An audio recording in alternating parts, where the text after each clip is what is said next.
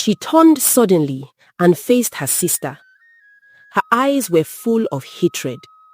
"You want to take everything from me," Adama shouted. "The prince, the crown, my life." Asama stepped back, shaking. "Please, Adama," she cried. "You are my sister. Let us go home." Adama laughed. It was a dark, cruel laugh. "No," she said. "You will die here. I will marry the prince. Nothing will stop me." Asama screamed.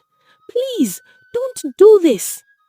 Adama lifted a heavy stick and struck her sister. Asama fell. Blood touched the ground. Adama ran away. The bush became silent. This is a story of two sisters, one ruled by love, one ruled by jealousy. A story where evil thought it had won, but love refused to die. Let the story begin. Once upon a time, in the ancient Neni kingdom, there lived a humble family blessed with twin daughters. The twin girls looked identical in face, but could not have been more different in heart. The older twin was named Adama, and the younger was named Asama. They both grew up in a small village of mud huts with thatched roofs near the royal palace.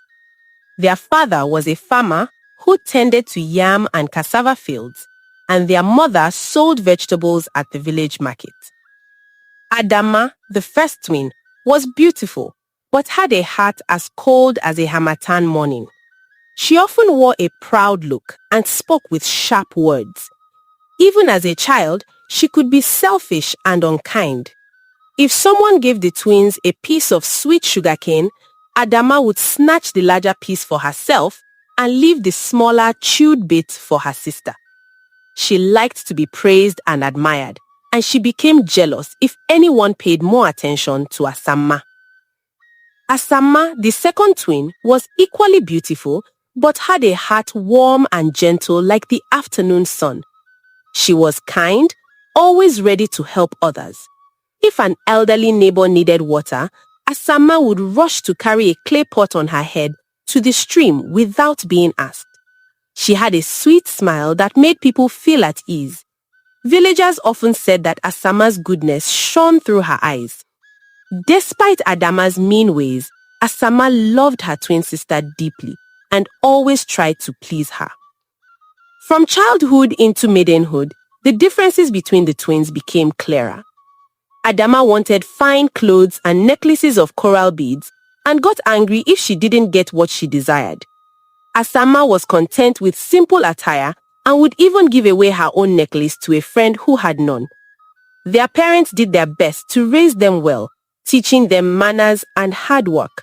But a person's true nature eventually shows, like a yam sprouting from the soil. As the twins blossomed into young women, their beauty became the talk of Neni Kingdom. Word of the beautiful sisters traveled beyond their village. Even the prince of the land, Prince Omekagu, heard tales of two lovely maidens, one gentle and one proud. Prince Omekagu was the only son of King Anozi and Queen Ifeoma of Neni. He was a handsome young man, brave and wise, and the hopes of the kingdom rested on his shoulders. One bright market day, Prince Omekagu happened to ride through the village on his white horse, inspecting the lands and greeting the people on behalf of his father the king. The villagers lined the path to catch a glimpse of the prince. Among them were Adama and Asama, who stood outside their family's compound watching the procession. Both sisters were curious and excited to see the prince up close. As Prince Omekagu approached, his horse suddenly neighed and halted. A stray goat had darted onto the path. The goat spooked the horse, causing the prince to lose balance slightly. People gasped in concern, but before the prince could fall, Asama swiftly stepped forward. She calmly took the goat by the tether and led it away, gently patting the horse's neck with her other hand to soothe the animal. Her movements were confident yet humble, and her kind act prevented a possible accident. Prince Omekagu looked down and met Asama's eyes. For a moment, he was struck by the young woman's calm bravery and her kind face. He dismounted to thank her. "Thank you, my dear, for your quick help," the prince said warmly. "What is your name?" "Asama, your highness," she replied softly, bowing her head with respect. Adama stood a few steps behind, fuming in jealousy that her sister was getting the prince's attention. She quickly stepped forward with a broad smile. "Greetings, your highness. I am Adama, Asama's older sister," she announced, making sure to catch his eye. Adama gave a low curtsy, trying to appear graceful and charming. Prince Omekagu nodded politely to Adama, but his gaze returned to Asama. He could sense the gentleness in Asama's voice and the honesty in her smile. The prince thanked both sisters for their warm welcome and continued on his way. But from that day on, he could not forget Asama's face and her kind heart. In the following weeks, Prince Omekagu found reasons to pass through the village more often. Sometimes he came to observe the farms, other times to oversee projects in the area. Each time, he hoped to catch a glimpse of Asama. The villagers noticed the prince's frequent visits and began to whisper that he might be courting one of the beautiful twins. Whenever the prince visited, Adama tried her best to draw the prince's attention. She would dress in her finest wrappers and style her hair with colorful beads. She spoke boldly, praising the prince a lot and laughing coquettishly. But Prince Omekagu's conversations always drifted towards Asama. He would ask, "How are your parents?" Or, "Did your sister Asama like the fruits from the palace orchard?" The prince often brought gifts for their family, a basket of ripe mangoes or a small pouch of salt, which was very precious. But it was clear to Adama and everyone else that his heart was set on the gentle twin, Asama. One evening, after the prince had stopped by and spent time speaking mostly with Asama about village life and her interests, Adama could no longer hide her rage. As the twins walked back into their hut after bidding the prince farewell, Adama's face twisted in anger. She slammed the wooden door of their hut once they were inside. "Why are you acting angry, sister?" Asama asked in her soft, concerned voice. She was genuinely puzzled because she always tried to share the prince's gifts and attention with Adama, hoping her sister would be happy. "Why?" Adama hissed, trying to keep her voice low so their parents wouldn't hear from the next room. "Because you think you are better than me. You think you can steal the prince's heart right in front of me, you shameless girl." Her eyes were fierce, and Asama recoiled at the bitterness in her tone. "Sister, I have done nothing of the sort," Asama replied, tears welling up in her eyes. "It is not my fault the prince speaks to me. I never asked for his special attention. Please, you are my sister. I would never compete with you. If you wish, I will tell him I am not interested so that she—" "Silence!" Adama snapped, fear and fury flashing across her face. The thought of Asama rejecting the prince's attention was even more infuriating because if Asama stepped aside out of pity, it would mean the prince never truly cared for Adama. In Adama's mind, that was even a greater humiliation. "Do you think I need your pity or your leftovers? You will do no such thing. In fact," she said, lowering her voice into a harsh whisper, "we will settle this soon, one way or another." Asama was shaken by her sister's words. She had never seen Adama so full of hatred. That night, Asama hardly slept. She tossed and turned on her mat, hearing Adama's angry voice echo in her mind. She did not know what to do. Asama loved the prince, it was true.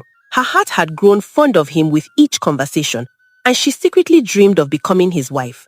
But she loved her sister as well, and would never want to hurt her. In the morning light, Adama acted as if nothing was wrong. She even cooked breakfast porridge and offered Asama a bowl as if all was forgiven. Asama hoped her sister had calmed down. They never spoke of the argument again for several days. Adama continued to smile in front of their parents and villagers, but inside she was burning with jealousy and plotting her next move. A few weeks later, the rainy season had ended and the sun shone brightly across the green hills. Adama approached Asama with a smile and an unexpected invitation. "Sister, let us go to the far bush this afternoon to gather wild fruit," Adama said sweetly. She pointed towards the dense forest beyond the farms. "I heard from Ned the trader that Udala fruits are ripe there. I want us to share some time together, just sisters. We haven't done that in a while." Asama was surprised by this sudden kindness. Adama's smile looked genuine and loving. Asama, always hopeful for her sister's affection, readily agreed. "Oh, that sounds wonderful. I would love to go with you, Adama," she said, feeling relieved that perhaps her sister had let go of the anger. They told their mother they were going to fetch fruits and herbs and would return before nightfall. By mid-afternoon, the twins set out towards the thick forest outside the village. Asama wore a simple blue wrapper and carried a woven basket on her arm. Adama walked slightly behind her, eyes focused and lips pressed thin. She had brought along a long walking stick, claiming it was to poke at fruits high in the trees. The forest was quiet, except for the chirping of birds and occasional rustle of small animals in the undergrowth. Sunlight filtered through tall trees, casting dancing shadows on the forest floor. Asama stepped carefully along a narrow path, humming a cheerful folk song. She felt happy to spend time with Adama like in the old days when they played together. After walking deep into the forest, far from any farms or houses, Adama suddenly said, "Let's go off the path. I think I see a udala tree over there." She pointed to the left where the forest looked even denser. Asama hesitated a bit. They were already far from home and venturing off the known path could be risky. "Are you sure, sister? It looks thick with bushes. There might be wild animals," Asama said. She was aware that bush animals like wild boars or even leopards could roam these parts. Adama rolled her eyes and forced a laugh. "Don't be such a coward, Asama. We came all this way for fruit. If you're scared, you can wait here while I check. Or do you want to go home empty-handed?" Asama felt a little embarrassed. She did not want Adama to think she was a coward, so she nodded. "All right, let's go a little off the path, but not too far. We should stay within sight of the trail so we can find our way back," she cautioned. They pushed through some bushes and indeed, there was a tall udala tree, also known as an African star apple, laden with round greenish-orange fruits. Some ripe ones had fallen to the ground. Asama's eyes lit up. "Look, we found it," she said happily, rushing to gather a few fruits into her basket. She was bending down to pick a particularly large fruit when suddenly, whack! Asama felt a terrible pain at the back of her head. The world spun, and she fell to her knees, the basket toppling from her arm and fruits rolling away on the ground. Dazed, Asama managed to turn her head slightly. Behind her stood Adama, gripping the long walking stick with both hands. Adama's face was twisted in a mixture of anger and triumph. She had swung the stick and struck her own twin from behind. "Sister!" Asama gasped in confusion and pain. Her vision blurred as tears filled her eyes.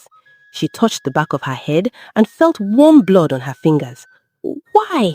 was all she could whisper, her heart breaking not just from the blow, but from the betrayal. Adama stepped closer, towering over Asama, who was now curled on the ground. "You will not take everything from me, Asama," Adama spat, breathing hard. "It would have been better if you were never born." Asama's eyes widened with hurt and fear. She tried to crawl backward, but her strength was failing. The edges of her sight grew dark. "Help, please," she managed to cry weakly, hoping someone, anyone, might hear her in the empty forest. But they were far from the village, and only the silent trees witnessed the cruel act. Adama watched coldly as Asama's body slumped and her eyes slowly closed. Asama lay motionless on the forest floor, blood seeping into the earth from the wound on her head. Adama's chest heaved as she realized what she had done. Her sister looked lifeless. For a moment, fear gripped Adama. Had she truly killed Asama? There was no time to waste. If she stayed there, someone might come or she might lose her nerve. Adama quickly took the walking stick, now stained, and threw it into a nearby bush. She grabbed a ripe udala fruit and squeezed its pulp on the ground near Asama, mixing it with some of her sister's blood. Then she raked the earth with her fingers, scattering leaves and making signs of a struggle.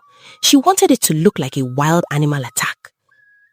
Looking at Asama one last time, Adama felt a chill run through her.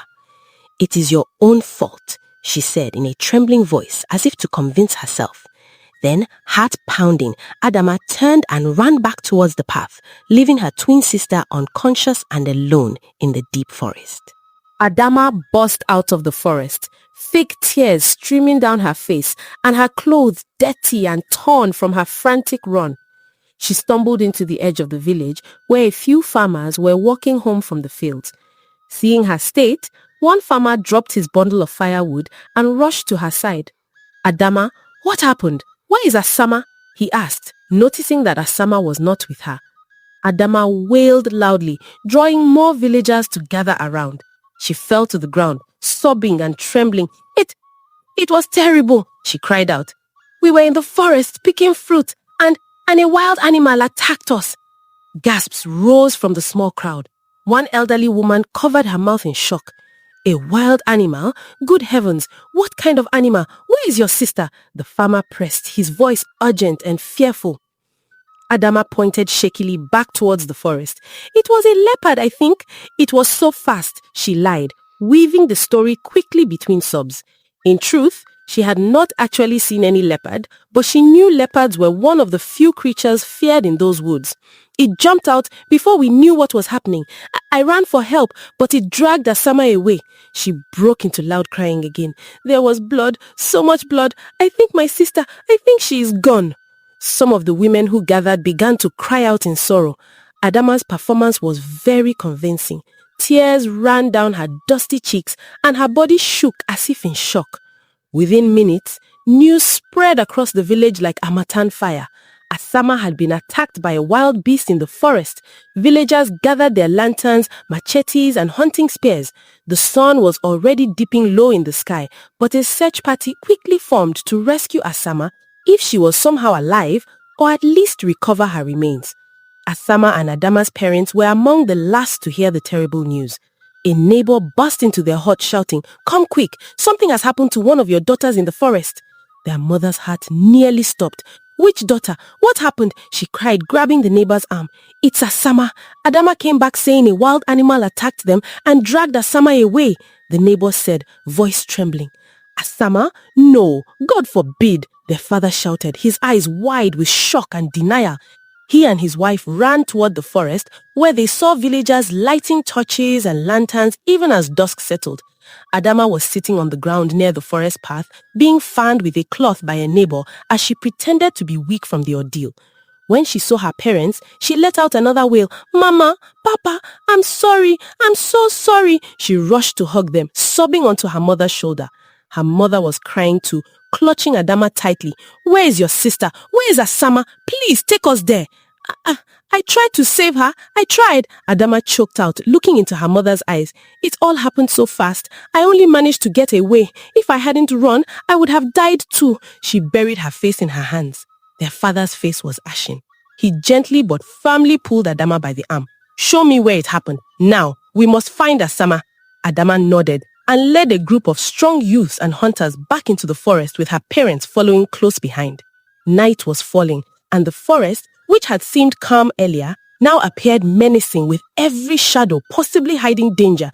The group held their flaming torches high and moved quickly. "Over here," Adama directed, guiding them along the path she had run. Her heart pounded, not from fear of the forest, but from fear of being caught in her lie. She prayed silently that Asama was truly dead or too far away to be found. They reached the Udala tree clearing, where the ground showed signs of a struggle. In the flickering torchlight, one of the hunters noticed dark stains on the leaves and dirt. He knelt down and touched it. "This is blood," he said grimly. Asama's mother let out a heart-wrenching cry at the sight of the blood on the forest floor. She recognized the woven basket lying on its side, with a few fruits spilled around. It was Asama's basket. Their father picked it up with shaking hands, staring at the half-smashed fruits and the red smear on its rim. Some of the women spread out, shining lantern light around bushes. "Asama! Asama!" they called into the darkness, but there was no answer except the echo of crickets and distant owls. Two hunters examined the ground farther away. "Look, tracks," one murmured. Footprints and marks in the earth suggested something had been dragged towards the thicker bush. Another man found the walking stick Adama had thrown away, but in the darkness and confusion, no one questioned why it was there. One of the older hunters shook his head sadly. If a leopard dragged her, it might have taken her far. It could be in a den. At night, we might not find her. We should be careful. The beast could still be nearby watching. He scanned the dark forest around them, and a few of the younger men swallowed nervously. Hunting a leopard in the daylight was dangerous enough. At night, it was almost suicide. Asama's father refused to leave without his daughter. "Please help me find her. Dead or alive, I must find my child," he begged, tears glistening in his eyes as he held the blood-stained basket to his chest. The search continued for hours under the silver light of the moon. The villagers combed through the area as best as they could, but they found no sign of Asama except those bloodstains and torn bits of her blue wrapper caught on a thorny shrub.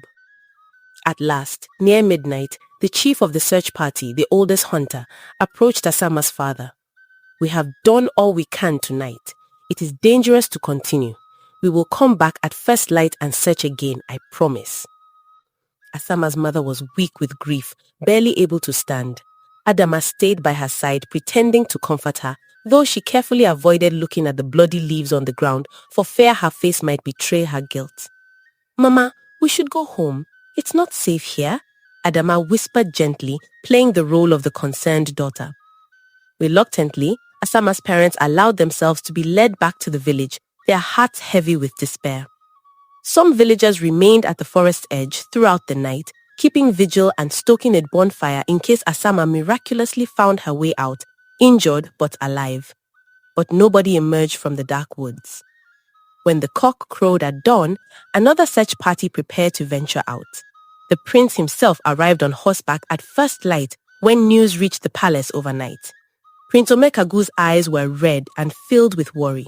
He had barely slept after hearing that Asama was missing and presumed attacked by a wild animal. Without waiting for formalities, he gathered his guards and some palace hunters to join the villagers in a second search. They scoured the forest through the early morning mist. The prince personally rode through narrow paths, calling Asama's name. "Asama, it's Omekagu. If you can hear me, call out." His voice echoed, but only birds answered with their morning songs.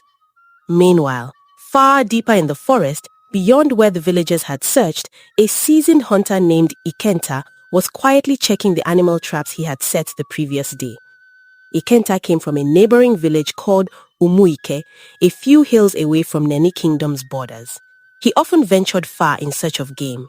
That morning, as the sun began to peek through the treetops, Ikenta noticed something odd in the undergrowth near a fallen log.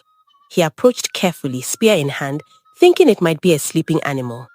To his shock, he found a young woman lying unconscious among the ferns and dry leaves.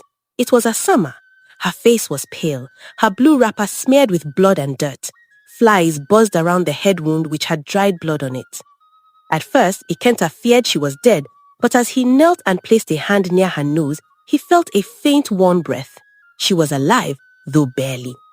"Dear gods," Ikenta murmured. He had seen injuries like this before, perhaps the work of bandits or a wild animal attack.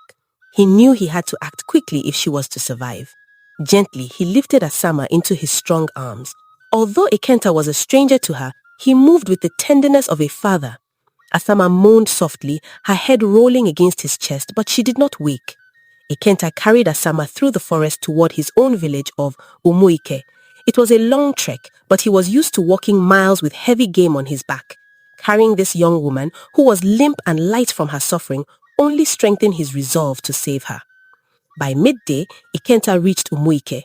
The villagers of Umuike looked up in surprise to see the hunter returning not with a deer or boar over his shoulder, but with an injured young woman in his arms. A couple of women ran forward, recognizing the urgency.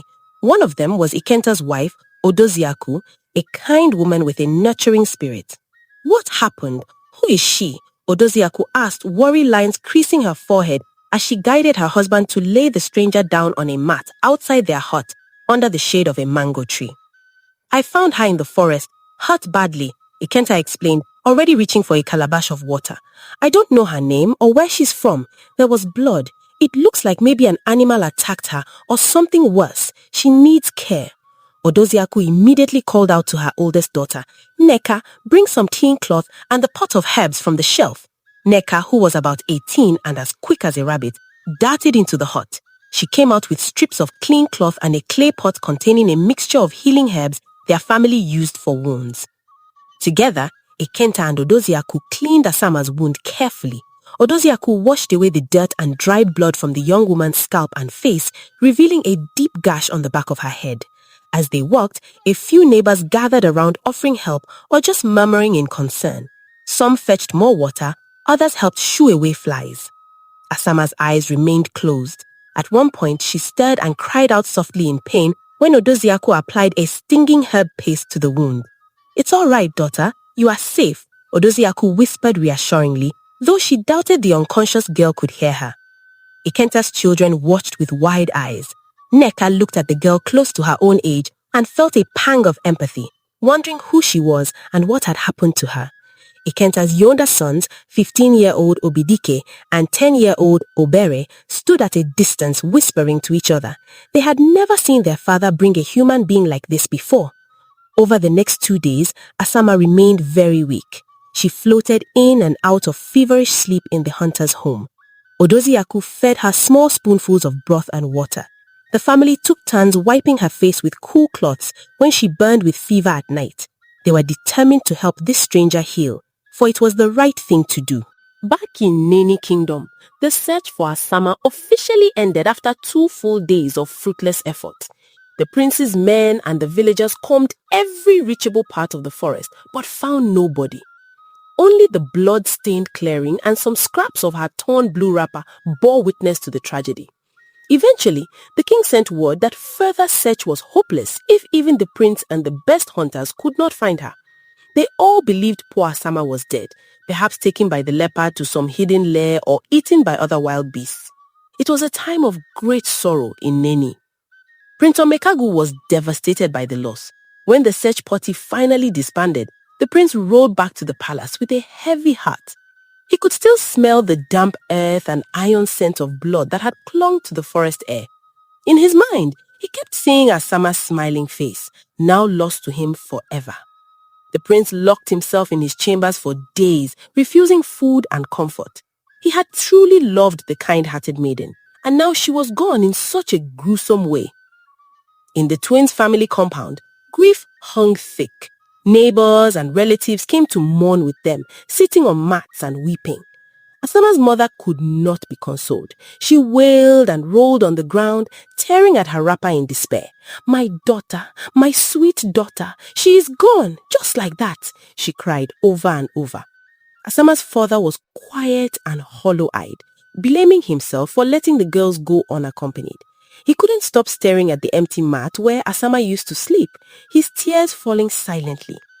And Adama, she played the role of the grieving twin sister perfectly. In public, she cried loudly alongside her mother, covering her face with a wrapper. She received visitors who came to offer condolences and responded with sorrowful nods. But when no one was looking, a tiny smile of satisfaction would sometimes creep onto her lips. She had gotten rid of her competition, or so she thought, though deep inside, Adama was also unsettled. There was a small worry gnawing at her. They never found Asama's body. However, she comforted herself that even if Asama somehow survived, she would be lost in the vast forest or killed by animals soon enough. On the 3rd night after the incident, in faraway Umuike village, Asama finally opened her eyes. It was dark outside and only the soft glow of a palm oil lamp lit the inside of the hunter's hut. She found herself lying on a comfortable mat covered by a warm cloth. For a moment, she simply stared at the unfamiliar rafters of a thatched roof overhead, her mind blank and foggy. She tried to sit up, but a sharp pain shot through her head. "Ah!" she winced, dropping back onto the raffia mat. Her groan alerted someone. The curtain at the doorway was pushed aside, and Odoziaku's kind face appeared. "You are awake," Odoziaku said softly. She came in and knelt by Asama's side. "Careful, don't move too quickly. You are still healing." Asama looked at the woman bewildered. She did not recognize her at all. In fact, her eyes darted around the hut, not recognizing anything. Not the walls, not the cooking pots, not the sleeping children curled up in a corner. Fear slowly crept into her. "Where am I?" she whispered, her throat dry and voice hoarse. "This is my home in Umuike village," Odoziaku explained gently, helping her drink some water from a calabash cup. My husband found you hurt in the forest and brought you here. We have been taking care of you for a few days now. Asama furrowed her brow, trying to recall how she came to be in the forest. Her memory was like a thick fog. She remembered going into the forest, yes, to gather fruits, and then nothing but a painful flash and darkness. She couldn't remember her own name or why she had been in the forest. Who am I? Asama asked in a trembling voice, a tear rolling down her cheek. I can't remember. I can't remember anything. Odoziako's eyes filled with sympathy. She brushed a soothing hand over the young woman's forehead. Shh, it's all right. You got a bad injury on your head. It can make your memory go for some time. Don't worry, you are safe now. You can stay with us as long as you need, my dear. Just then, Ikenta entered quietly, followed by Neka. They had heard voices and came to see the patient. Ikenta knelt too and spoke softly. Hello, young one. I am Ikenta, the hunter who found you. Do you remember anything at all? Maybe your name or your village? Asama closed her eyes and tried to think hard. There were blurry images in her head. A warm smile of a man, Printer Mekagu's face, though she couldn't place it. The sound of someone calling a name, perhaps her mother calling Asama, but it was muffled and distant. And an image of a girl who looked like her twin, swinging a stick. That last image gave her a jolt. She opened her eyes wide with fear at the memory of a blow, but it quickly faded back into fog. I don't know, she said with a trembling voice. I don't remember my own name or where I come from. I only remember being very afraid and then nothing. Asama's tears flowed freely now out of frustration and fear. Ikenta exchanged a concerned look with his wife. Neka sat down and took the girl's hand kindly. It's all right, Neka said. We're just glad you are alive. The rest will come back to you in time. For now, you need to rest and get better. We'll take care of you like family. The warmth in Nneka's voice and her gentle hand on hers made Asama feel a little calmer. She nodded slowly. Though her past was a blank slate, she felt comfort in this family's kindness. Odoziaku smiled. We have to call you something until you remember your name. We can't just say young woman all the time. She looked at her husband for a suggestion. Ikenta scratched his chin thoughtfully. He noticed a small, shiny coin that had fallen from the folds of the girl's torn wrapper. Picking it up, he said, We have to call you something. How about we call you Ego for now? Odoziaku raised her eyebrows at the suggestion. Ikenta gently placed the coin in Odoziaku's palm and continued. Ego means money in our tongue, and this girl is precious like a treasure. She came to us at a time when we had little, and now we are blessed to have saved her. Odoziaku chuckled softly. Ego, that sounds fitting, she agreed. She looked at the girl, who was listening quietly. What do you think, my dear? Ego? Asama wiped her tears and attempted a small smile. The name felt strange, but she had nothing else to call herself. All right, she said quietly. Thank you. Thank you for helping me. Thus, Asama, not remembering who she was, became known as Ego in the hunter's family. Over the next days and weeks, they nursed her back to health.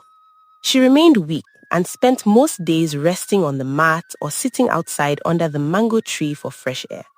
Nneka would braid her hair, and Odoziaku fed her nourishing soup to build her strength.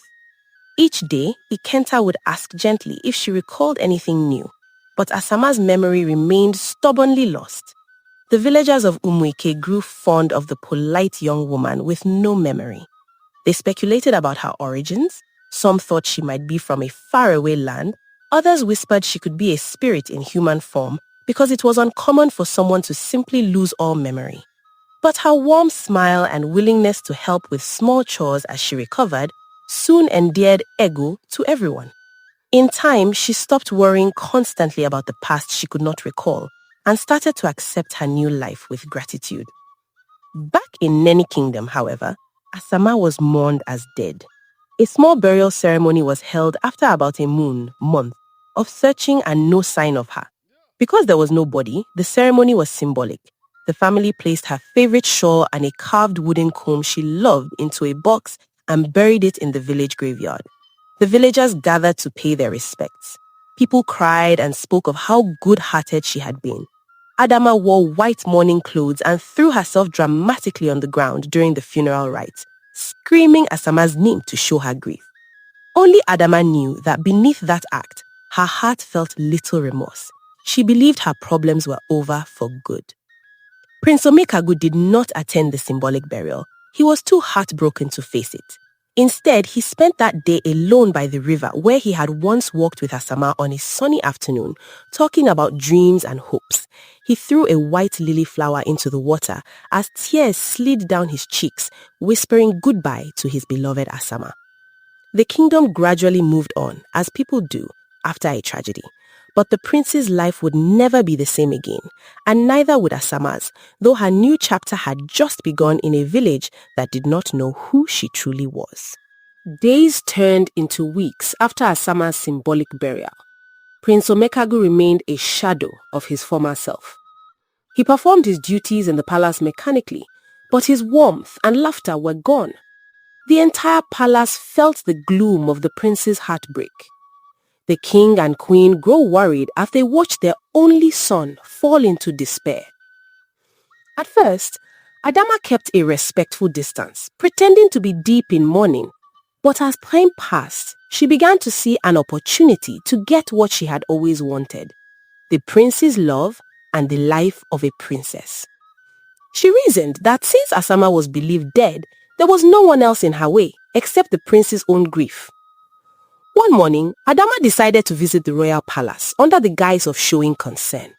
She carried a small calabash containing special herbs and a bitter tonic said to help with sorrow and sleeplessness. In truth, she just wanted to see the prince and find a way to make him notice her. At the palace gates, the guards recognized her as the late Asama's twin. They let her in and a maid led Adama to a shaded courtyard where the prince often sat these days. Adama's heart thumped with both excitement and nervousness.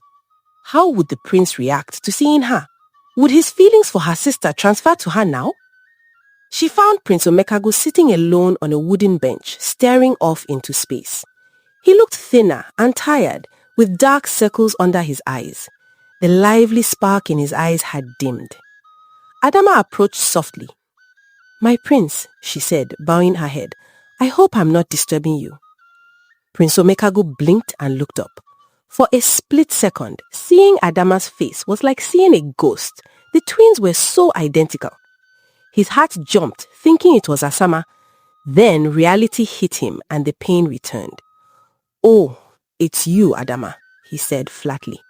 He managed a polite nod. "What brings you here?" "I was worried about you," Adama said gently, trying to sound sincere. She held out the small calabash bowl. "I brought some herbs. My mother brewed a tonic to help you regain strength and sleep better. We know you have been grieving deeply. I share your pain for my sister." She lowered her eyes, feigning sadness. The prince looked at the bowl of herbs and then at Adama. He appreciated the gesture but felt uncomfortable. There was something in Adama's eyes that unsettled him. Perhaps it was that they reminded him too much of Asama's eyes, but without the same kindness behind them. "Thank you," he said quietly. "You can leave it there. Tell your mother I appreciate her concern." Adama bit her lip. He hadn't even invited her to sit. She had hoped he might say more, perhaps ask her to stay a while. Instead, the prince stood, ready to retreat back to his solitude. Before he could leave, Adama took a bold step forward. "Prince Omekagu, I also want to say I'm sorry," she blurted out. He paused and turned to her. "Sorry? For what?" "For what happened to Asama," Adama continued, lowering her voice to a near whisper to sound sincere. "I was there. I keep thinking I could have done more to save her. If only I had not run for help, maybe I could have fought off the animal. Maybe she would still be alive." She wiped an eye as if wiping away tears. The prince's expression softened a little. He knew Adama must also be suffering the loss of her twin, and guilt was not uncommon among survivors. He sighed. "It was not your fault," he said, though his own voice broke slightly as he said fault. In truth, he did wonder at times if Adama had tried hard enough to save Asama, but who was he to question? He had not been there and he knew wild animals were fearsome. Adama stepped closer, encouraged by the slight sympathy she saw. Thank you, my prince. You are kind. She wanted to say more, but the prince suddenly winced and pressed his hand to his forehead. He had been suffering headaches from stress and lack of sleep. You should rest, my prince. Please drink the tonic later. It will help, I promise, Adama said softly. She reached as if to lightly touch his arm in comfort, but he stepped back subtly and her hand hung in mid-air. I will. Thank you for coming, Omekago said. He managed a weak smile out of courtesy, then turned and walked away towards his chambers. Adama's hand extended fell back to her side. He had rejected even that small touch. She stood there in the courtyard, frustration growing inside her chest. It was clear the prince still thought of Asama even though Asama was gone. Adama realized that simple kindness or time alone would not change his heart. If she did nothing, Prince Omekago might never love her. He might even remain unmarried forever, still in love with a dead woman. That was unacceptable to Adama. She was alive. She deserved his love, she thought bitterly. Over the next few weeks, Adama tried visiting the palace a few more times under various excuses, bringing food for the prince, offering to help the queen with chores, which was unusual and made the queen raise her eyebrow, or delivering messages from her parents. Each time, Prince Omekagu was polite but distant. He never let her grow close or speak with him for long. Often, he refused to see anyone at all, still drowning in grief. The queen, who was no fool, began to suspect Adama's intentions. One afternoon, as Adama waited in the palace hall with a basket of plantains, supposedly for the prince, but truly just another excuse to see him, the queen came to her and said firmly, "My son appreciates your family's care, Adama, but he needs time. It might be best to give him space for now." Her tone was kind but had an undertone that warned Adama not to overstep. Adama forced a humble nod and left that day, but inside she fumed. She needed another plan. Desperation led Adama down a dark path. She had heard whispers among some girls about a powerful witch doctor who lived in the outskirts of Neni in a remote swamp. This mystic was said to craft charms that could bend minds and turn fate in one's favor, though often at a steep price. One moonless night, Adama snuck out of her house and made her way to the swampy area beyond the kingdom's borders. Guided by memory of the gossip and a small lantern in her hand, she followed a narrow footpath through tall grasses and twisted trees. The air was thick with the croaking of frogs and the buzz of mosquitoes.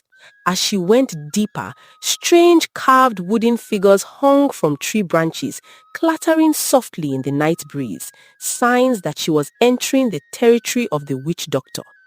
At last, Adama saw a dim light ahead between gnarled trees. She approached a hut made of mud and reed with smoke curling from the roof. The smell of burning herbs and something acrid filled the air. Adama's stomach knotted with both fear and determination. She needed help that only dark magic could provide. She hesitated at the door, which was covered by a raffia curtain. From inside, a scratchy voice called out, "I've been expecting you. Come in, child." Adama pushed aside the curtain and stepped in.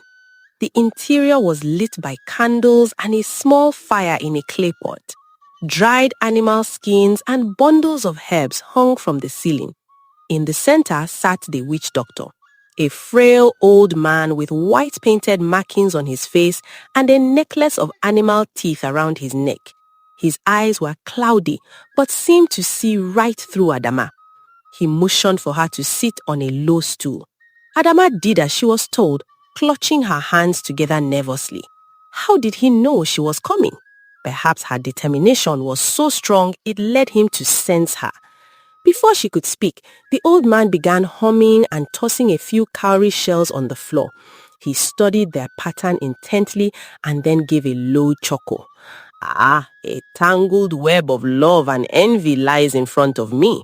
You seek to capture the heart of a prince that does not love you, using means not of the purest kind." Adama's eyes widened at his accurate guess. She had heard these people had powers, but it still startled her. She quickly composed herself. Yes, wise one, she said respectfully. The prince's heart was promised to my sister, but she is gone. I want him to see me and love me as he loved her. The witch doctor picked up one cowrie shell and rubbed it between his bony fingers. Such matters of the heart are dangerous. Forcing love is against the will of the gods. Are you prepared for the consequences, girl? I am prepared to do whatever it takes, Adama replied firmly. She was indeed prepared to risk it. She thought nothing could be worse than living in her sister's shadow or losing the prince forever. The old man gave a toothless grin. Very well, the price will be high. Love obtained by a charm can soar or break in unexpected ways. But if you insist, he shuffled over to a wooden shelf filled with jars and pouches.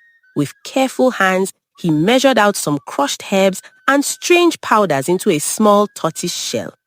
Adama watched anxiously. Will it work for sure? She asked.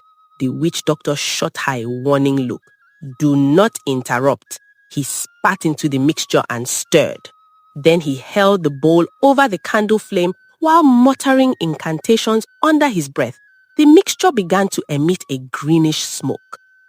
Finally, he took a smooth piece of kola nut, dipped it into the concoction, and let it dry for a moment. He handed the kola nut piece to Adama. When you see the prince, chew this kola piece and let the juice coat your tongue. Then speak to him. Make sure he looks into your eyes as you talk. He will see what his heart most desires, and his ears will hear only sweet words from you. The charm will twist his mind and vision. But remember, this magic is strong, yet not unbreakable. If the one he truly loves ever returns, or if someone breaks the spell, his heart will turn against you with a vengeance.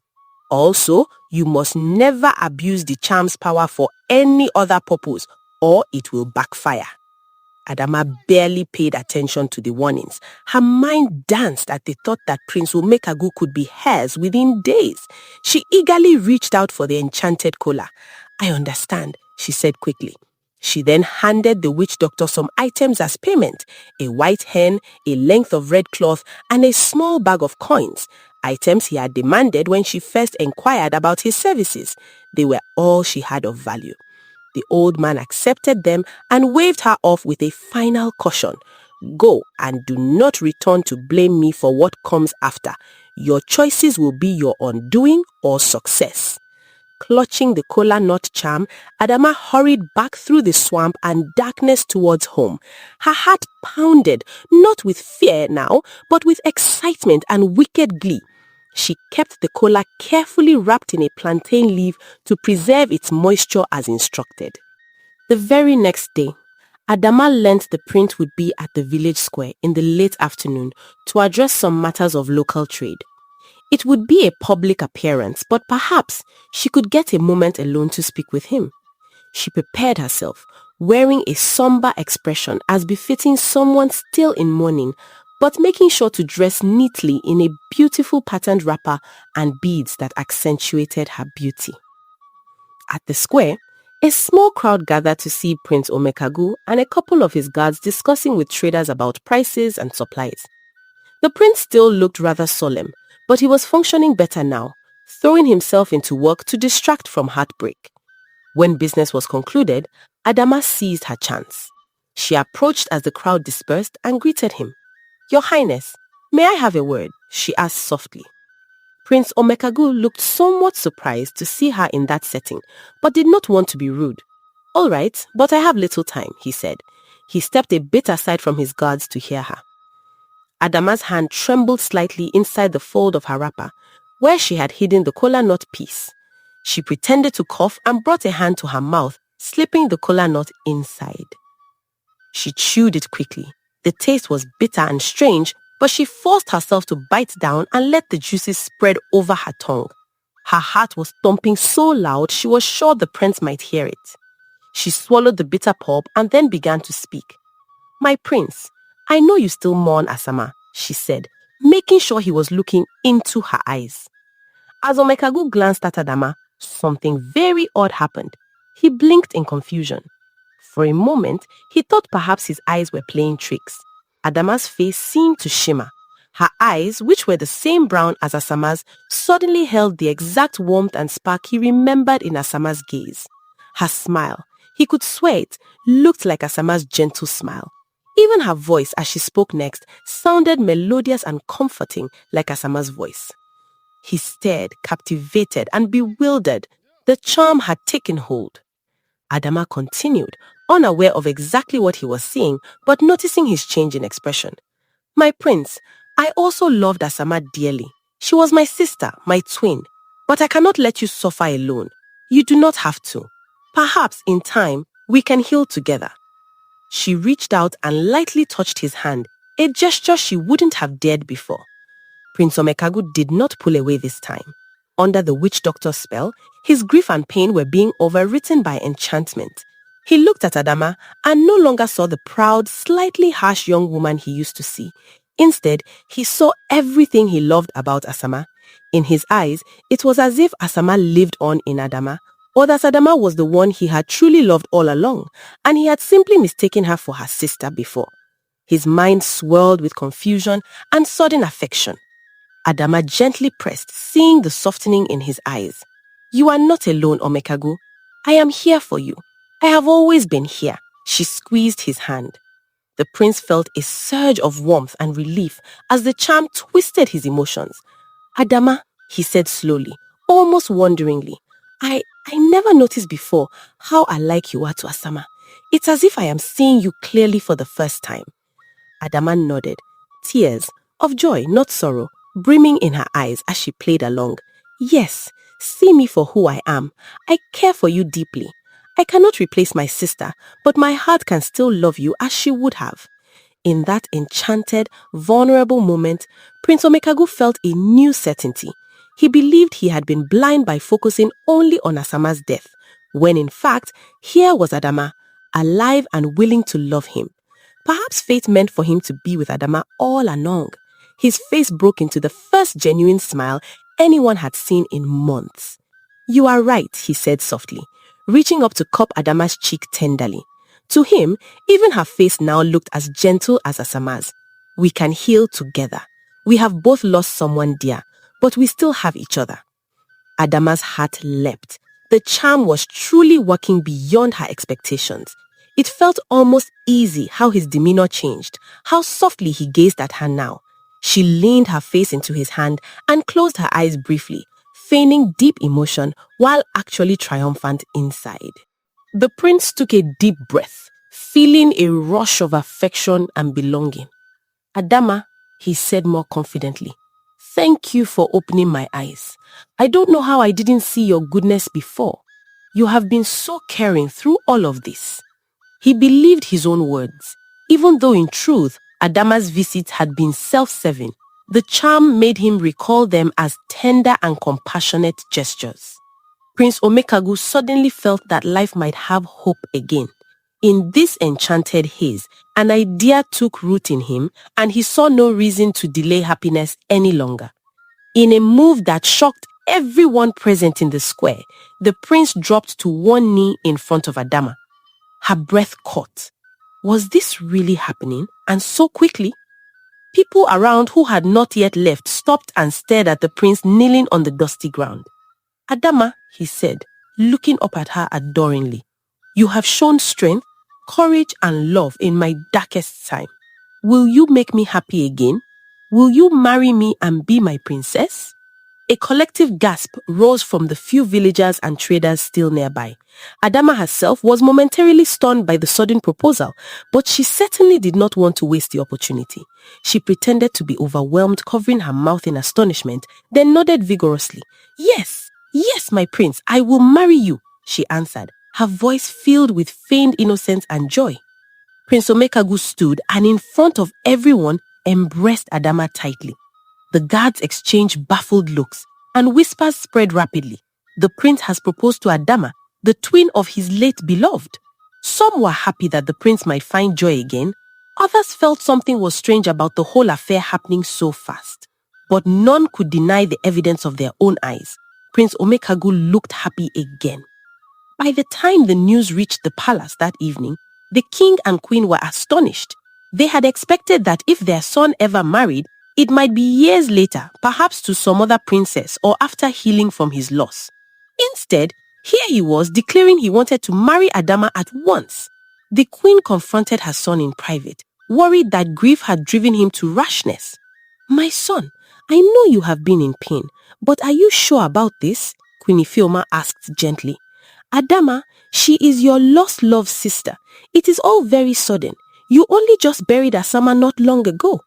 But Prince Omekagu was unwavering due to the charm clouding his mind. "Mother, I am sure. Adama has been a great comfort to me. I realize now that life can still go on. Adama will make a good wife and a good princess for our people. Why should we wait?" he said with an eager smile that the queen found oddly out of character. He sounded almost giddy, and Prince Omekagu was not a man known for impulsiveness. The king, King Anozi, stroked his chin thoughtfully when he heard. Something about this sudden change did not sit well with him either. But he loved his son and wanted him to be happy. If this was truly what Omekagu wanted, the king wouldn't stand in the way, though he decided to keep a close eye on Adama. The twins' parents were surprised when palace messengers informed them of the prince's proposal and his intent to marry Adama within a short time. They had been grieving Asama, and now suddenly there was a news of a wedding? Adama pretended to be modest when her parents asked how this came to be. "Prince Omekagu says he realized we have a special connection after all we've been through," she explained calmly, as if it was the most natural thing. Her mother was puzzled. She loved both her daughters, and if the prince truly wanted to marry Adama, it should be joyous news. But her mother's heart felt a pang. Why did this joy feel so hollow? Maybe because Asama wasn't there to share it. The father was likewise uneasy, but thought maybe the prince saw Adama's good qualities and decided to honor their family despite the tragedy. No one suspected the dark magic behind the prince's change of heart. To everyone in the village and palace, it just seemed that fate had taken an unusual turn, and so preparations for the wedding began swiftly at the prince's insistence. As Adama was fitted for beautiful royal wedding attire and people congratulated her, she smiled and played the role of a shy, grateful bride-to-be. But when she was alone, her smile curled into one of triumph. Finally, she would have everything she ever wanted. The status of a princess, the love of the prince, even if forced by charm, and soon enough she would one day be queen. It was as if all her dreams were coming true, and it only cost a bit of forbidden magic and the life of her sister. In her mind, it was worth it. The wedding of Prince Omekago and Adama was arranged in haste, but carried out with royal splendor. Within a few short weeks of the proposal, the Nene kingdom prepared for a celebration. Though some villagers whispered that it was too soon after Asama's death and found it strange, no one dared question the prince's choice openly. The king and queen, still uneasy, decided to support their son outwardly, hoping perhaps this marriage would truly heal him as he claimed. On the wedding day, the village was decorated with palm fronds and colorful cloth. Drummers played lively rhythms as Adama, dressed in an elegant George wrapper with coral beads adorning her neck and wrists, was escorted to the palace grounds. She looked every bit the radiant bride, though in her heart she wore triumph rather than the usual nervous excitement of a new bride. Prince Omekagu, wearing a rich embroidered tunic, waited for her under a canopy of fresh palm leaves. His face was bright with a cheerful smile that many found odd, given how sorrowful he had been not long before. But the villagers were happy to see their prince smiling again and cheered as the couple met. The ceremony combined both traditional rites and a blessing from the king. As custom dictated, Adama carried a cup of palm wine to present to Omekagu, symbolizing her choosing him as her husband. She walked gracefully, offering him the cup. The prince drank from it and grinned, placing a hand over hers in acceptance. The crowd clapped and cheered loudly with joy. But a few sharp-eyed onlookers noticed that Prince Omekagu's eyes had a glazed look when he gazed at Adama as if he were in a trance or dream. They shrugged it off as perhaps just overwhelming emotion. After the vows and blessings, a great feast followed. There were large wooden platters of jollof rice, pounded yam with rich egusi soup, grilled fish and spiced goat meat. Palm wine flowed freely. Adama basked in the attention and gifts. Many came to congratulate her, villagers offering their well wishes, palace attendants bowing and calling her our princess. It was everything she had ever wanted. The king gave a polite speech, wishing the couple happiness, though one could sense the weariness in his tone. The queen tried to smile through her worry. Adama's parents were grateful that at least one daughter had such an honor, yet they too felt a bittersweet sting in their hearts that Asama was not alive to share in it. Meanwhile, Adama hardly thought of her sister at all that day, except perhaps to silently gloat that she had replaced her completely. When night fell and the torches were lit around the palace yard, Prince Omekagu and Princess Adama retired to their new chambers as husband and wife. Adama could hardly believe she was now living in the palace, with servants at her beck and call. Omekagu was gentle and affectionate, holding her hand and professing how lucky he felt. To him, under the charm's influence, this all felt like the right destiny. In the days and weeks after the wedding, Adama began to reveal her true nature. At first, she behaved well enough to avoid suspicion, still acting like the polite, considerate girl in front of the king and queen. But as she grew comfortable, she started giving orders to the palace staff as though she were already queen. "I want fresh goat meat for dinner, not chicken. Send someone to the market now," she would demand, even if it was almost sunset and inconvenient. If a servant girl didn't greet her quickly enough, Adama would snap, "Are you blind or just foolish? Bow when you see your princess." Prince Omekagu's personality too had changed under Adama's influence and the lingering charm. He was no longer the measured, courteous man he used to be. Instead, he doted on Adama and often indulged her every whim like a love-struck youth. He sometimes even laughed when Adama scolded servants, as if it were amusing that her wife was so strong-minded. Within a year of marriage, Adama's hold over the household grew. The king and queen watched with dismay as their son acted less and less like himself. There were moments the queen tried to counsel her son privately, saying, "My son, you let your wife do as she pleases too much. She is becoming arrogant. A good prince must guide his household wisely." But Prince Omekagu would frown and defend Adama. "Mother, Adama is a wonderful wife. She just knows what she wants. Why should she not speak her mind? Please, do not trouble us. We are happy." If the queen insisted, the prince would become irritable and even raise his voice, something he never did before. Adama had effectively become the true ruler in the prince's life. Whatever she said, he agreed to it. If a maid displeased Adama, Prince Omekagu would fire that maid on the spot at her wife urging. If Adama wanted new gold earrings, Prince Omekagu would send traders across markets until the exact design she fancied was found. Some older chiefs in the king's council muttered that the prince was bewitched by love, because he even skipped some council meetings whenever Adama pouted that he wanted him to spend time with her. One evening, during a family dinner at the palace, Adama made a snide comment about a decision the king had announced regarding land distribution for farmers. "I would have done it differently," she said casually, picking at her food. "Some of those farmers are lazy. Giving them more land is a waste. Better to give land to those who show more profit." The king raised his eyebrows at his daughter-in-law's disrespectful tone. "Adama," he said sternly, "that is a decision of state. It is not your place to decide. The farmers work hard to feed the kingdom." Adama shrugged and gave a tiny laugh, sipping her palm wine. "Of course, Your Majesty. I only meant that perhaps a firmer hand is needed in ruling. Some subjects take advantage of kindness." Queen Ifeoma nearly dropped her spoon in shock at Adama's impertinence. She had spoken to the king as if scolding a child. The king's face darkened, but before he could rebuke her, Prince Omekagu suddenly slammed his hand on the table.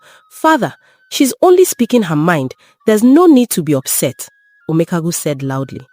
Everyone fell silent. The servants serving the meal froze in their tracks. The prince had never before raised his voice to his father. The king looked at his son in astonishment and growing anger. But before words were exchanged, Adama placed a hand on Omekagu's arm and said with a smile, "My dear, it's all right. The king is wise and will do what is best. I was just sharing my humble thoughts." Her gesture and tone were enough to placate the charmed prince. He sighed and nodded, patting her hand. The dinner continued tensely, with the king and queen exchanging worried glances. Adama sat with a satisfied smirk, barely hidden on her lips. Not long after that incident, news came that Princess Adama was expecting a child. She had been married to the prince for about a year when she realized her monthly courses had stopped. A palace midwife confirmed she was with child. When Adama announced her pregnancy, the palace erupted in celebration.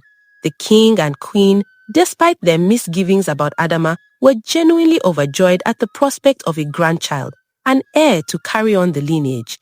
Prince Omekagu was ecstatic, lifting Adama and spinning her around in happiness.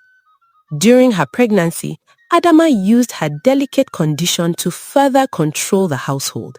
If she craved a particular food, she would send servants running at all hours. "I want roasted plantains and groundnut stew," she would declare late at night, and Prince Omekagu would personally see that the cook woke up and prepared it.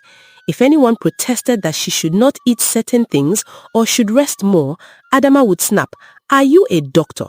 Don't tell me what I can or can't do. I know what's best for me and my baby." Once, a young maid accidentally spilled water on the floor, and Adama, who was walking by, slipped slightly. Although she wasn't hurt, Adama flew into a rage. "You useless girl! You want to kill me and my baby?" she screamed. The maid dropped to her knees pleading, but Adama wouldn't hear it. She demanded Prince Omekagu punish the girl. That very day, the poor maid was whipped lightly and dismissed from service, even as she cried that it was an accident. Many thought this was too harsh, but no one could intervene. The prince simply stood by Adama's side, arm around her, scolding the staff to be more careful around her wife. In quiet moments, the king and queen discussed these matters. The queen worried that the kind and just son she raised was turning into a different person under Adama's influence. The king, who had seen more of life's mysteries, suspected that perhaps something supernatural was at play. A man's love can cloud his eyes, but this seems beyond that, he confided to the queen one night when Adama and Omekagu were not around. "Our son acts like one enchanted. I have heard of charms that can bend the wheel. Perhaps that is what we're dealing with." The queen was frightened at the thought. "If that is true, what can we do? We have no proof. And who would have cast such a spell? Surely not Adama." The king clenched his jaw. His instincts pointed to Adama, but he had to be sure. "I will seek counsel on this, but in secret. We cannot accuse the mother of our coming grandchild without evidence. Let us hope the birth of the child will bring some positive change." Soon enough, Adama gave birth to a healthy baby boy.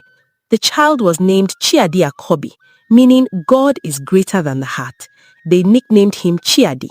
He was a beautiful, chubby baby with bright eyes who rarely fussed.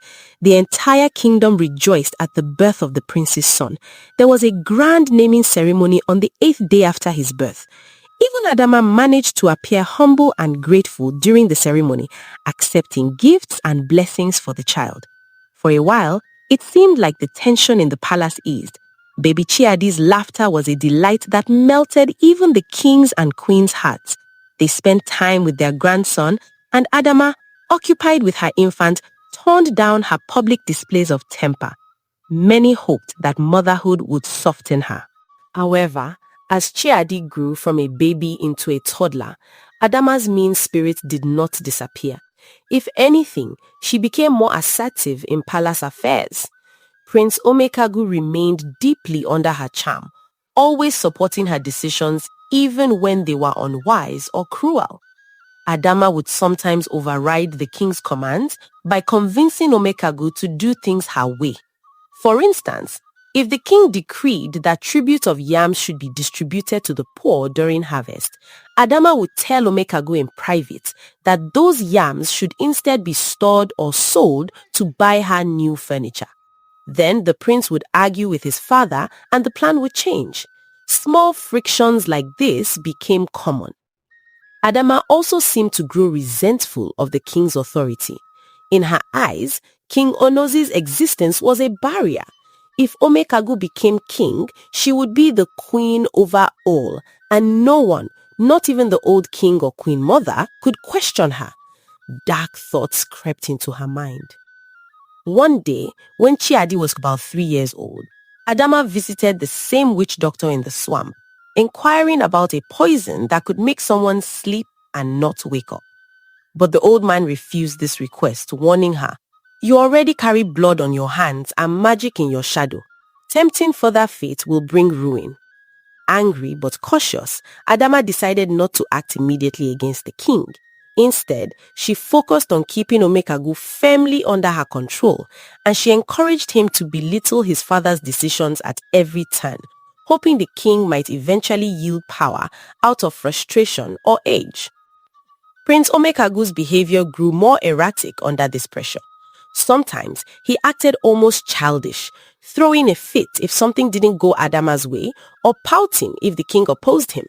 It was as if the strong, reasonable prince had turned into a spoilt boy under his wife's spell. By the time Prince Chiadi was 5 years old, the palace had become a place of frequent strife. Servants tiptoed around Princess Adama for fear of her wrath. She had installed some of her own relatives in minor palace positions, further solidifying her influence.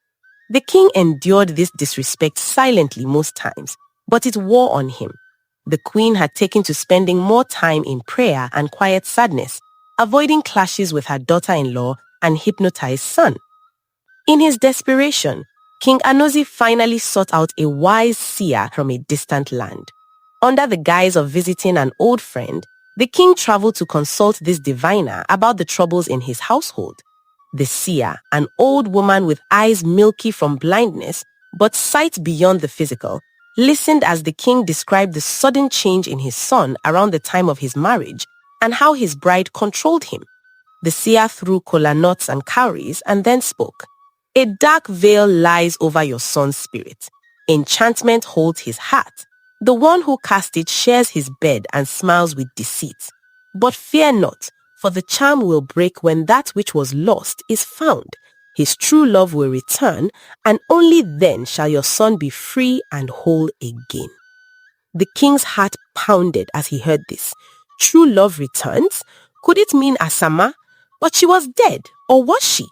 The words left room for hope that perhaps Asama lived, or that her spirit might come to save Omekagu. King Anozi pressed the seer. "Tell me, is this true love a person who lives?" The seer responded, "I cannot see clearly if the one is among the living or the spirit. I only see that her presence will shatter the false bonds. The heavens favor the righteous and will not let evil triumph forever." Returning to Neni, the king pondered these words. If Asama were alive somewhere, how could he find her? He dared not share this prophecy with anyone, not even the queen, for fear it would sound like folly or raise false hopes. Instead, he quietly ordered a trusted guard to discreetly send inquiries to nearby villages for any unknown young woman matching Asama's description. Months passed with no success in those inquiries. No one reported such a person. The king decided he must simply be patient. If the gods willed it, Asama or her spirit would appear in due time to right the wrongs. Until then, he would maintain as much stability in his kingdom as possible. So the king waited, keeping the prophecy close to his heart. He endured Adama's disrespect with royal stoicism, and he watched his grandson Chiadi carefully, giving the boy extra kindness so that he might not grow up warped by his mother's influence. Chiadi was indeed a sweet child. Everyone in the palace adored the little boy. He had his father's gentle eyes and often ran laughing through the halls, bringing momentary light to the otherwise tense atmosphere. Despite Adama's harshness to others, she doted on her son. In her own twisted way, she loved Chiadi fiercely, perhaps because he was an extension of her power and legacy. She liked dressing him in fine clothes and boasting that he would be the future king. Chiadi, being so young, loved both his parents and grandparents innocently, unaware of the struggles around him. 5 years passed in this manner. Outside the palace, life in Neni Kingdom continued with normal rhythms: planting and harvest, births and funerals, festivals and daily toil. The people had grown used to their prince being less visible and more temperamental, chalking it up to the influence of his strong-willed wife. Some who had known Asama shook their heads in sadness. recalling how sweet she had been and how differently things might have turned out if she had lived. Then one day, an announcement came from the palace. A grand new yam festival would be held in Neni, and all neighboring villages were invited to attend. New Yam Festival was an annual celebration of the harvest and a time of thanksgiving to the gods for good crops. This year, the king decided to make it especially large and invitational, perhaps hoping that casting a wider net might unknowingly bring forth the one whose presence was needed. He declared there would be competitions, including a contest for the best dancers from each village, with generous prizes. Preparations began to welcome guests from far and wide. The palace that had seen so much turmoil would soon be filled with music and crowds. Neither Adama nor Omekago suspected that this festival would bring the turning point everyone was awaiting. And in a modest village called Umuike, not too far away, the young woman known as Ego, who had no memory of once being Asama, would soon feel fate leading her back to where she truly belonged. In the village of Umuike, life was peaceful and simple. Huts were clustered together in family compounds, goats and chickens roamed freely, and children played in the dirt paths. It had been almost 6 years since Ikenta the hunter brought home the young woman they called Ego. In that time, Ego had become like a true daughter of the household. The sun rose over Umuiki, casting a warm golden light on the dewy grass. Ego woke up early, as she always did, stretching on her mat. The rooster's crow was still echoing when she stepped outside her hut. She inhaled the fresh morning air and smiled. It felt good to be alive and healthy. Inside, Odoziaku was already stoking the fire to prepare the morning meal. Ego joined her foster mother to help. "Good morning, Mama," Ego greeted cheerfully, calling Odoziaku Mama, as she had grown used to doing. "Good morning, my dear Ego," Odoziaku replied with a loving smile. She handed Ego a calabash bowl of peeled yam slices. "Here, take these to the stream and wash them for me, please." Ego balanced the bowl on her hip and headed for the stream. On the way, she met Neka carrying a water pot on her head. Neka beamed when she saw her. "Ego, I was just coming to fetch you. Father said we should finish weeding the cornfield early today." Ego laughed softly. "I know, I haven't forgotten. I'm just washing these yams first. I'll join you in the field soon." As Ego knelt by the clear stream to wash the yams, a couple of young men passed by on the path. They slowed down, admiring the pretty maiden by the water. Ego's beauty had only grown over the years. Her skin glowed with health. Her form was strong from farm work, yet graceful. She had large, kind eyes and a ready smile. One of the braver boys called out, "Good morning, Ego. Don't work too hard. Save some strength for the village dance later." He winked at her playfully. Ego looked up and shook her head with a grin. "Go on with you, Chidi. If you spent as much time working as you do teasing, your father's farm would be twice its size," she retorted, laughter in her voice. The other young man burst out laughing at his friend's expense, and Chidi scratched his head in embarrassment. "Ah, Ego, you always have an answer," he said, chuckling as they continued on their way. Such exchanges were common. Many young men in Umuike admired Ego and hoped she might choose one of them to marry now that she was a grown woman. But Ego had shown little interest in any suitor. Some villagers thought maybe she had been heartbroken in the past since she arrived in the village under mysterious circumstances. Others figured she just hadn't met the right person yet. Ego herself wasn't sure why, but deep inside her heart, she felt content with life as it was and wasn't in a hurry to marry. After washing the yams and helping Odoziaku start the yam porridge for breakfast, Ego grabbed a hoe and went out to the cornfield, where Ikenta and Nneka were already pulling weeds. She tied a cloth around her hair, rolled up her sleeves, and joined them in the task. Under the rising sun, they worked side by side, chatting and laughing to make the work lighter. Ikenta teased Ego and Ineka. You girls talk more than you weed. At this rate, the corn will grow taller than both of you before you finish. Ineka threw back her head in laughter. Father, we will finish before the sun is overhead. Don't worry. Ego wiped some sweat from her brow and added jokingly, Yes, and if the corn grows taller, that's a good thing, isn't it? More to harvest. Ikenta chuckled. He often forgot Ego was not his biological daughter. She was hardworking and brought joy to his family. Odoziaku once confided to him that she felt the gods compensated them with Ego's presence since they only had one daughter originally. It's like we have two daughters now, she often said happily. As midday approached and the work was done, Ego and Neka headed back to the compound, each carrying a bundle of weeds to feed the goats. Obere, the youngest boy, ran up to them. You're back. Mama kept some porridge for you, he said, grabbing the bundle from Ego to show off his strength. Thank you, little brother, Ego said warmly, patting Obere's head. At 10, he was small but eager to help.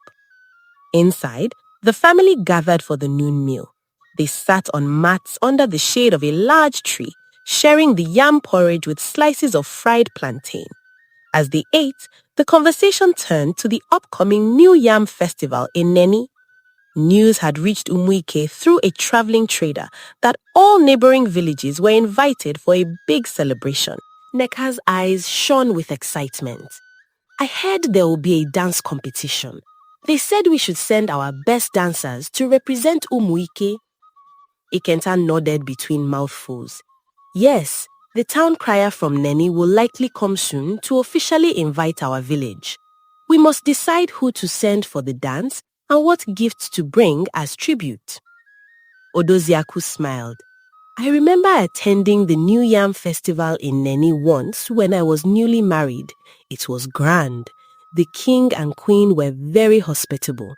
This would be a good opportunity for our youth to mingle and show our culture.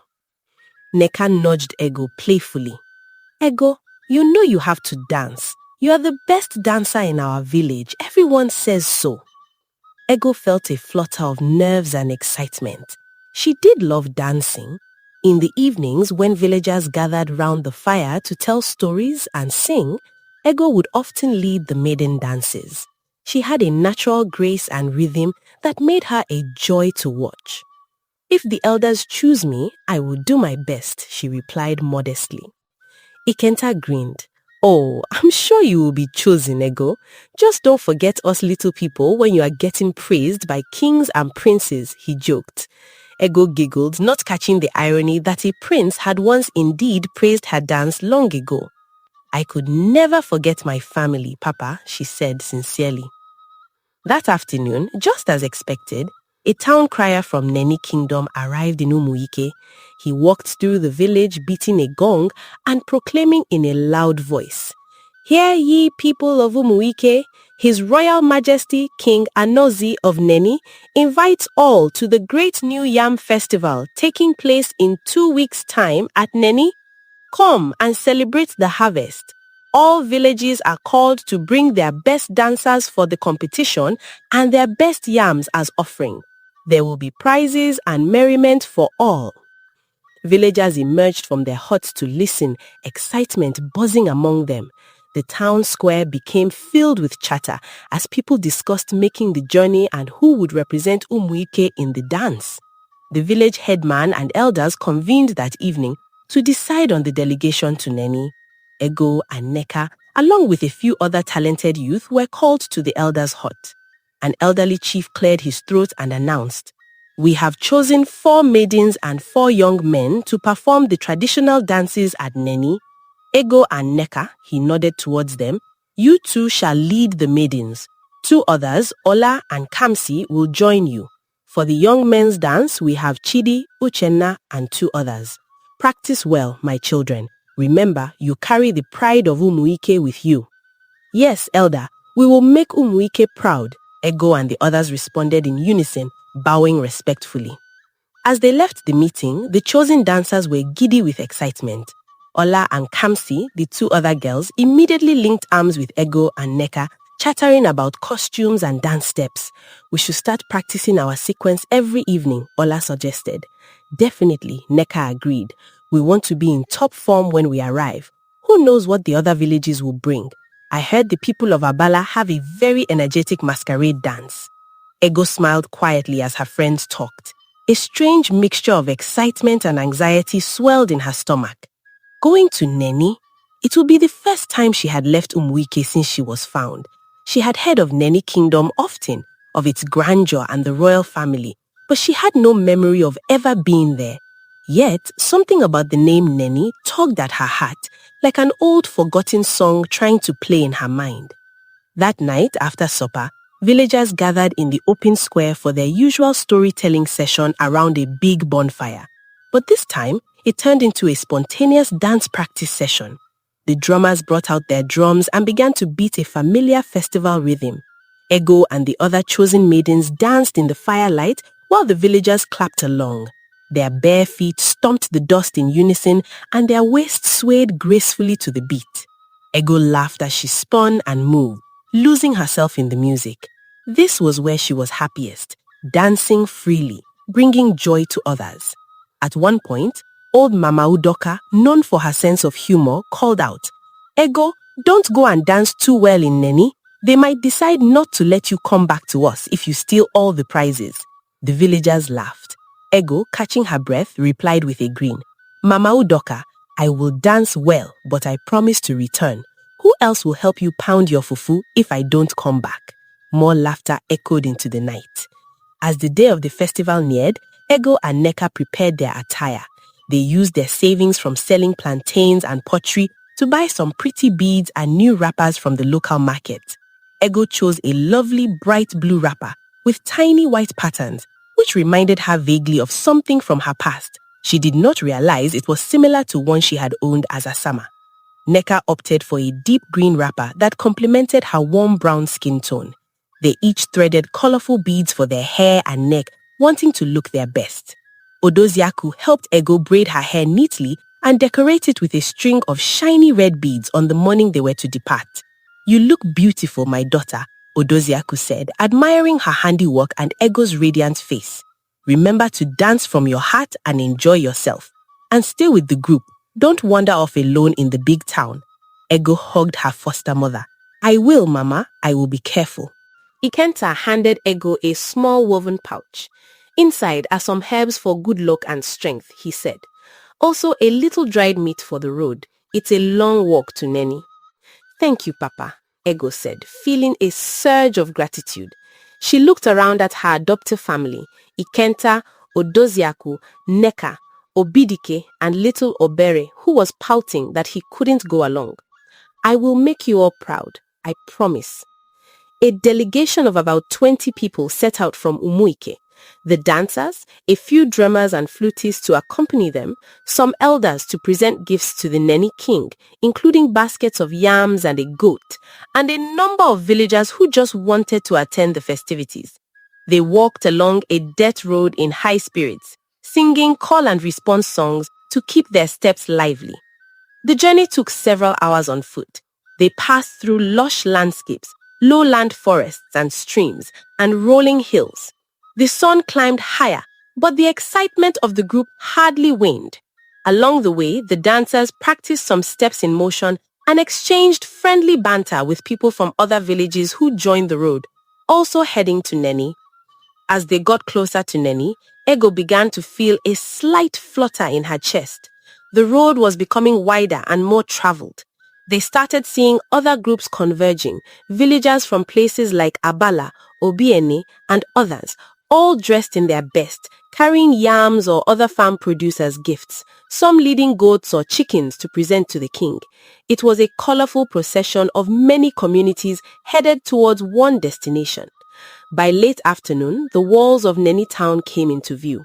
The kingdom was larger and more bustling than Umuiki. Ego's eyes widened as they entered through the main gate. She saw rows of stalls selling trinkets, foods and cloth for the festival. People everywhere moving about, and in the distance, on a slight rise, the outline of the king's palace with its tall thatched towers and banners flying. Though she had no memory of it, something about the lively atmosphere felt oddly familiar to her soul, as if she had been in such a place before. The Umuike group was directed to a spacious ground near the palace where all visiting delegations were gathering and setting up temporary camps or resting spots. Each village had an allotted area to stay during the festival.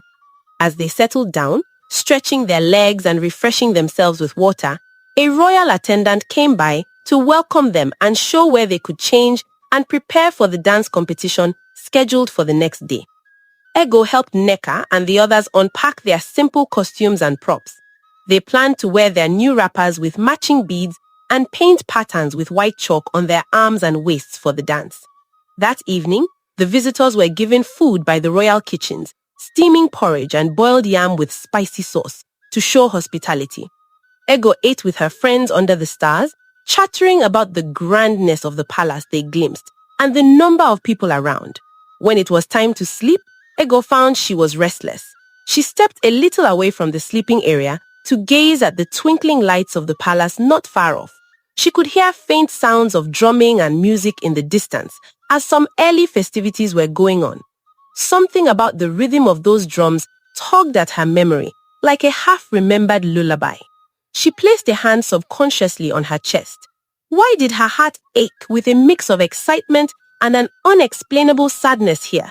She shook off the feeling and returned to her mat to rest, not knowing that destiny was gently pulling her strings, preparing her for what would come with the new dawn.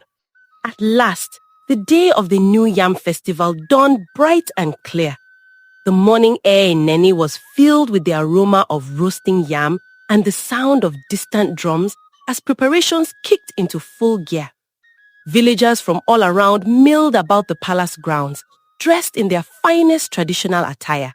Stalls were set up selling palm wine, roasted meats, and colorful trinkets. Laughter and chatter rose in a happy din. Ego and her friends from Umuike woke early from where they had camped. They were buzzing with a mixture of nerves and excitement. Today was the big dance competition in front of the king and the entire gathering. After a light breakfast, the Umuike dancers began to get ready. Ego tied her bright blue wrapper securely and helped Neka with hers. They painted delicate white patterns on each other's arms, legs, and around their eyes using native chalk. The designs highlighted the graceful lines of their muscles and faces. Ola and Kamsi, the other two maidens, adorned their hair with fresh flowers to complement their beads. The young men dancers smeared streaks of white on their bodies and carried props like decorated canes and wooden shields for their own routine. As they dressed, an official came around to inform each team of their turn in the lineup. Umuike was scheduled to perform in the latter half of the competition, so they had time to watch some other groups first. Ego felt her stomach flutter, so she quietly murmured a small prayer for confidence and smiled at Neka, who squeezed her hand in support. By late morning, the central performance area was surrounded by crowds. The king sat on an elevated throne-like chair under a canopy, with the queen by his side. Prince Omekagu and Princess Adama sat on slightly lower seats to one side, with 5-year-old Chiadi perched on his father's knee, clapping excitedly at the sights. Many chiefs and elders were also in attendance, as well as the villagers. The atmosphere was joyous and expectant. The festival began with a ceremonial roasting and tasting of the first yam by King Anozi, giving thanks to the gods for a bountiful harvest. After that, the dance competition commenced. A herald announced each village in turn, and troops came forward to perform their traditional dances, accompanied by their drummers and musicians. Ego watched in awe at the variety of performances. The dancers from Abala village performed a vigorous masquerade dance. One dancer wore a colorful masked costume and leapt and twirled, making the crowd roar in delight at his antics. From Obiene village, a group of women did a graceful dance balancing clay pots on their heads without using their hands, demonstrating incredible poise. They earned a loud applause. Each time a group finished, the prince's young son Chiadi would clap and laugh, occasionally asking his father or grandmother questions about the dances. Adama mostly looked on with mild interest, though she occasionally whispered to Omekagu, sometimes making a face if she found a performance unimpressive. The king, however, applauded warmly for each group, enjoying the rich cultural display and the unity of seeing so many villages celebrating together. Finally, it was Umuike's turn. The herald announced in a booming voice, "Now entering the arena, the dancers from Umuike village." Ego felt her heart jump. Neka quickly whispered, "This is it," and Ego nodded. They all took a deep breath and stepped forward in formation to the open ground that served as the stage. There were 8 dancers from Umuike in total, 4 maidens and 4 young men. The drummers from their village positioned themselves at the edge, readying their instruments. A hush came over the crowd as everyone turned attention to the new performers. Ego stood at the front of the group as the lead female dancer, directly opposite Chidi, who led the male dancers. She didn't notice, but not far away, among the spectators, a middle-aged woman and man from Neni, Adama and Asama's parents, had their eyes glued to her face. The mother had been enjoying the dances, but when Umuike was announced, she looked casually, and then her heart nearly stopped. She gripped her husband's arm tightly. "Husband, that girl in front," she whispered shakily. "She looks like our Asama." Her husband frowned and was about to dismiss it as impossible, but when he focused on Ego, he too felt his breath catch. The resemblance was uncanny. The same face as their supposedly dead daughter, though a few years older. Before they could process further, the drums began to play for the Umuaike dance. A lively rhythm of the ekwe, wooden slit drum, and ogene, metal gong, rang out, accompanied by the deep thump of the bass drum. Ego and the other dancers started moving, their bodies flowing as one. They performed a traditional harvest dance, celebrating farmers and the yam, with joyful steps and gestures mimicking planting and harvesting. Ego's feet tapped and kicked in perfect time, and she swayed her hips elegantly. She spun around with arms outstretched like a bird, then dropped low to the ground and sprang up again with youthful energy. A smile naturally bloomed on her face as she lost herself in the dance. The crowd started cheering. It was a captivating performance. Prince Omekawu, who had been slightly distracted until then, found his eyes drawn to the lead maiden of Umuaike. There was something about her. He leaned forward unconsciously, narrowing his eyes as if trying to see clearer. Adama noticed his sudden interest and followed his gaze, but from her angle, she hadn't gotten a clear look at Ego's face yet. Meanwhile, the twins' parents in the crowd pushed a little closer, hearts pounding. The mother was shaking now, tears brimming in her eyes. "It's her, I can feel it in my spirit, it's her," she said under her breath, voice quivering. The father stood frozen, torn between hope and fear. Could Asama truly be alive? He didn't want to disturb others, but his emotions were overwhelming. As the dance reached its climax with faster drumming, Ego and Neka led a sequence of quick steps and synchronized claps. The audience was clapping along, thoroughly entertained. That's when the queen, scanning the performers appreciatively, finally saw Ego's face clearly during one turn. The queen gasped audibly and stood up halfway from her seat. "Anozi," she whispered urgently to the king, gripping his arm. "Look at that girl. Is that not—" The king had already fixed his gaze on Ego. He rose to his feet in astonishment, his royal composure faltering. It was as if he was seeing a ghost in broad daylight. There, dancing with life and vigor, was the spitting image of Asama, the very girl he suspected might be alive, the girl he had quietly searched for, the girl whose return was prophesied to break the spell on his son. By now, murmurs were rippling through the crowd. Some villagers of Neni who had known Asama started pointing and talking in low, urgent voices. "She looks like Asama who died. Could it be her ghost? But she moves like a real person." Ego, noticing some of the crowd were no longer just cheering but now whispering and pointing, began to feel uneasy. Her steps faltered slightly and she looked around in confusion. The drummers, sensing something off, started to slow the beat prematurely. Nneka nearly bumped into Ego from behind when Ego came to an abrupt halt, thrown off by the crowd's strange reaction. Suddenly, a wail pierced the air. Asama's mother, unable to contain herself, cried out, "Asama, my daughter!" She pushed forward, tears streaming down her face. Her cry triggered chaos. People in the front recoiled, some in fear, some in shock. "Asama, but she's dead," exclaimed a neighbor who recognized the mother's cry. One man yelped, "A ghost! She's come back as a ghost!" and actually turned to run, knocking into others and spreading panic like wildfire. The performance ground erupted in pandemonium. Drumming stopped completely. The dancers from Umuaike looked around, bewildered. Ego stood at the center, heart pounding, as dozens of eyes stared at her in a mix of awe, fear, and disbelief. She heard the name Asama echoing from multiple directions, but it meant nothing to her memory at the moment. Why were they shouting that name at her? Prince Omekawu felt a jolt like lightning in his chest at the name, Asama. He knew that name well, Asama, the woman he had loved and lost. He stared at Ego, and now at last he saw what everyone else did. The dancer was Asama's exact likeness. His mind raced. Could it be her, alive after all these years? Or was he dreaming? For an enchanted moment, the prince felt the haze of the past years thin. A familiar warmth stirred in his heart, confused but strong. Adama's reaction was starkly different. Her blood turned to ice. She shot up from her seat, nearly knocking over Chiade from her husband's lap.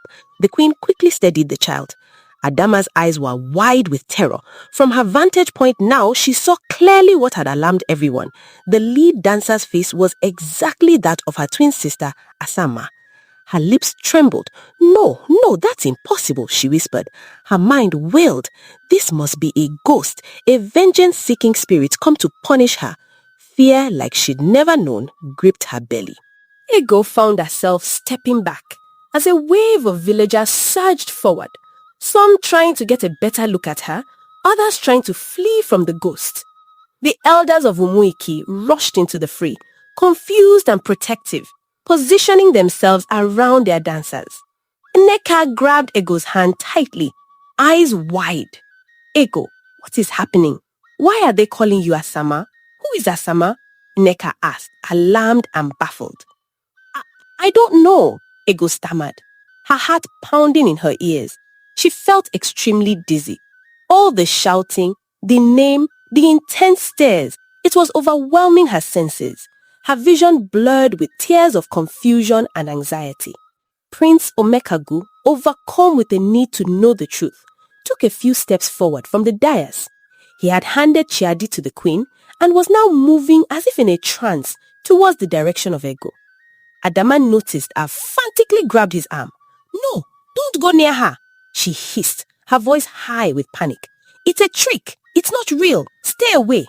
But the prince shrugged her off, his eyes fixed on Ego. At that very moment, nature itself seemed to respond to the high tension. A sudden, fierce gust of wind swept through the festival grounds. It came out of nowhere, a spinning whirlwind of dust and air. Tents flapped noisily, skirts billowed, and people raised their hands to shield their faces from dust. The wind howled and struck right between the royal seating and the performance area, as if targeted. The force of it knocked Prince Omekagu off his feet. He tumbled to the ground. At the same time, Ego was pushed backward by the gust. She lost her balance and fell to the death. Cries of surprise went up from the crowd as the mysterious wind died down as quickly as it had come. For a moment, everything was eerily quiet. Ego lay on the ground, dazed, while Prince Omekagu was helped up by a couple of guards who rushed to his side.